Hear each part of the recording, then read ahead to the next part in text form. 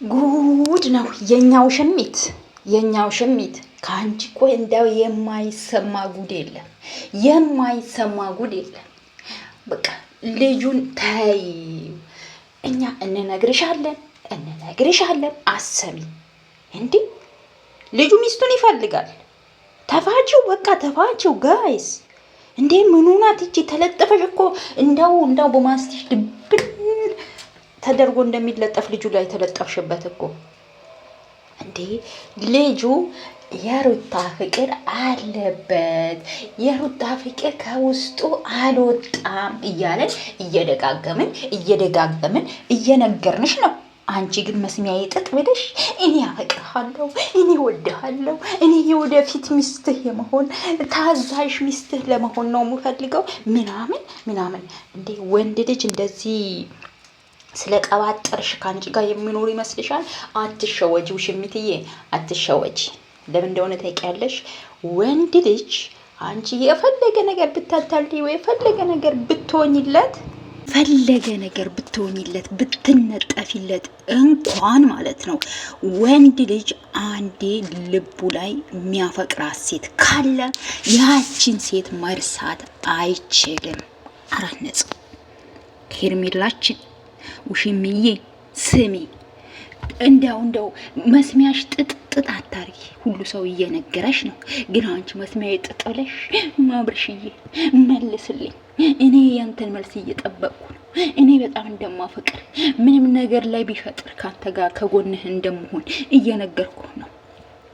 ልጁን አስጨነቅሽው እኮ። በቃ ተስፋ ቁረጪ የኔ እናት፣ ተስፋ ቁረጪ። አብርሽ በቃ ወደ ሩታ ተመልሷል። አሁንም ቢሆን ሩታ ፈልጋ ና አብርሽ እኔ ፈልግሃለሁ ብላ ትክክለኛ ፍቅሯ ብትገልጽለት፣ ትክክለኛ ፍቅሯ ብታሳየው ወደ እሷ ሳያንገራግር ነው ወደ እሷ የሚመለሰው ማለት ነው። አንቺ ዘረጡ ዝርጥርጥ ዝም ብለሽ እኔ እፈቅርሃለሁ አንተማ አይደብርሽም እንዴ? አረ ትንሽ ሼም የሚባል ነገር አለ እኮ በባህላችን። ሄርሜላዬ በባህላችን ትንሽ የሆነ ሼም የሚባል ነገር አለ። የሰውን ባል የልጅ አባት የሆነን ባል እሱ ላይ ተንጦሎጦሽበት እኮ። ምነው ሀገሩ ላይ ወንድ የለም እንዴ? አንቺ አሰዳቢ ነሽ። እውነቴን ነው። አንቺ አሁንስ እንደው ወጥ ነው የረገጥሽው፣ አበዛሽው እንዴ።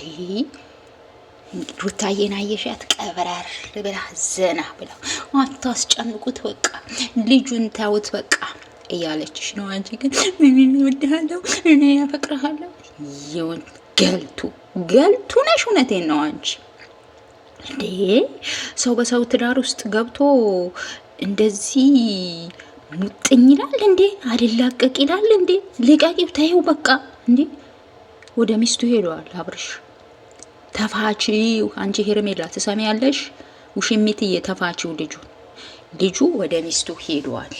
በግድ ወደ አንቺ እንዲመጣ አትሳቢው። ከፈለገሽ ደግሞ እንደዚህ ሳይሆን እሱ ራሱ ፈልጎሽ ይመጣል። አንድ ወንድ ልጅ የሚፈልግሽ ከሆነ ፈልጎሽ ይመጣል። አንቺ ስላለቀሽ ፍቅርሃለሁ ምናምን ስላልሽ ተጠቀመብሽ። በነገራችን ላይ ሄርሜላ ተጠቀመብሽ። አብርሽ ድብና አድርጎ ነው የተጠቀመብሽ። ምክንያቱም በቃ ብቸኛ በሆነ ሰዓት፣ ሰው ከጎኑ በሚያስፈልገው ሰዓት ምናምን ነገር እንግዲህ ከአንቺ ጋር ዘና ፈታ እያለ አይምሮውን እያደሰ ምናምን አንድ ቀን ሩታዬ እስከምትመጣ ከሄርሜላ ጋር ላሳልፍ እንግዲህ እስከወደደችኝ ድረስ አፈቅርሃለሁ እስካለችኝ ድረስ ምን አገባኝ ብሎ ከአንቺ ጋር ዘና ፈታ ሲል ጊዜውን አሳለፈብሽ። አሁን ምን ታመጪ እንግዲህ? አሁን የት ትገቢ? ምን ውስጥ ትገቢ? ይኸው አርፈሽ ቁጭ በይ አሁን። እሺ ልጁንም ተፋቺው። እኛ ኦዲየንሶች መቼም ቢሆን አንቺን አንደግፍም። ልጅና አባት ልታለያይ ማትቆፍሪው ጉድጓድ የለም። አንቺ ሰው ልጅና አባት ለመለያየት ወይኔ ይሄን አክል ጉድጓድ አይቆፍርም። አንቺ ምን አይነት አይኗ አውጣነሽ ግን ሚስቱን ከጎኗ አቁሞሽ ንገረኛ ብሽዬ ንገረኛ። ምኑን ይንገርሽ? ምኗ ዝተት ናት? በእናታችሁ ያንቺስ ከፋ። የምሬ ነው ሄርሜላ፣ ያንቺ በጣም በጣም በጣም ከፋ። የሰው ልጅ በዚህ ልክ አይን አውጣ ሲሆን፣ በዚህ ልክ ከባህላችንም እንዲህ በድብቅ እንደዚህ የሚያደርጉ ሰዎች አሉ። የሉም አይደለም፣ ሀገሩ ላይ አሉ። ግን ደግሞ የአንቺ ሚዲያ ላይ ወጥተሽ አንድ ባለትዳር ወንድ ላይ እንደዚህ ሙጥኝ ማለት ወደ ሚስቱ ለመታረቅ እንኳ ሲጠጋ ለምን ይታረቃል? ከሚስቱ ጋር ለምን ይታረቃል? ልጁ ለምን አብረው ያሳድጋሉ ብላ ሚዲያ ውስጥ ወጥታ ህዝብ ፊት እንዲህ ሙጥኝ የምትል ሴት እኔ አላየሁም። እንዳንቺ አይን አውጣ ውሽማ እኔ በህይወቴ አላየሁም። አይን አውጣ አሉ እኮ የሉም አይደለም አሉ። ግን እንደ አንቺ አይን አውጣ እኔ እንደው በህይወቴ አላየሁም። አንቺ ሄርሜላ ኧረ የሰው አይንና ሲብላሽ በቃሽ። አሁን ልጁን ተፋቺው ብለናል፣ እኛ ነግረናል። ይኸው እኛ የወዳም ቅመሞች ከተነሳንብሽ ጉድሽ ነው የሚፈላው። ስለዚህ ልጁ ከሚስቱ ጋር ሊታረቅ ፈልጓልና ሩታየም እየፈለገችው ነው። ስለዚህ ሚስቱን ተፋቺ ብለንሻል፣ ተፋቺ